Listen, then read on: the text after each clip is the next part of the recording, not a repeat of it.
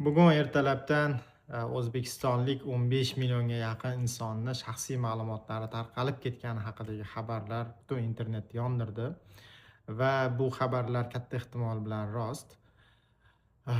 Demak, autentifikatsiya tizimi bor raqamli hukumat tizimida. Bu sizni haqiqatdan sizligingizni tasdiqlab beradi.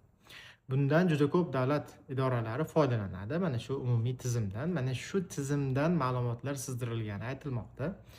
Boshida ko'pchilik aholini ro'yxatga olish saytidan deb o'ylagan edi, lekin u yerdan emas ekan. Sababi u yerda birinchidan rasmlar ham yo'q edi. Xullas, mayli, bo'lgan ish bo'ldi. Endi nima qilishimiz kerak degan savollar oldimizda turibdi. Eng avvalo, mayli, aybdorlarni topib jazolash bu eng muhimi. Jinoyat ishi ham ochish kerak bo'lsa. Undan tashqari siz o'zingiz nima qilishingiz kerak? Birinchi o'rinda imkoni bo'lsa, albatta OneID tizimiga kiring va parolingizni almashtirib qo'ying. Hoziroq, har ehtimolga qarshi. Parollar tarqamagan ekan-u, lekin har ehtimolga qarshi. Ikkinchidan, sizga endi firibgarlar ko'proq telefon qilish boshlaydi. Sababi 15 million odamni ma'lumoti bo'lgandan keyin firibgarlar telefon raqamlariga birma-bir telefon qilib chiqishadi va siz haqingizda ko'p ma'lumotlarni aytishi mumkin. JSHR raqamingizni, pasport seriyangizni, tug'ilgan joyingiz, sanangiz va hokazo. Unga ishonib qolmang. Kim telefon qilsa ham, bankdanman deydimi, tergovchiman deydimi, vazirlikdanman deydimi, hokimiyatdanman deydimi, qayerdanman desa ham ishonib qolmang va siz ular so'ragan narsani qilmang. Masalan, SMS kodda ayting deydi, falon narsani yoqib yuboring, piston narsani qilib yuboring deydi.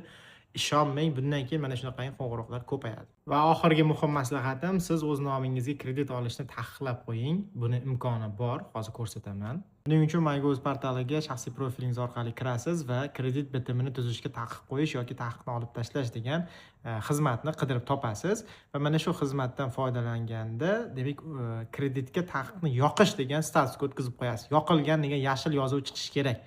Hozir sizda masalan o'chirilgan degan qizil yozuv chiqib turgan bo'lishi mumkin. Menda o'zi yoqilgan turibdi mana bir necha yildan buyon. Shunda firibgarlar siz nomingizga kredit ola olmaydi.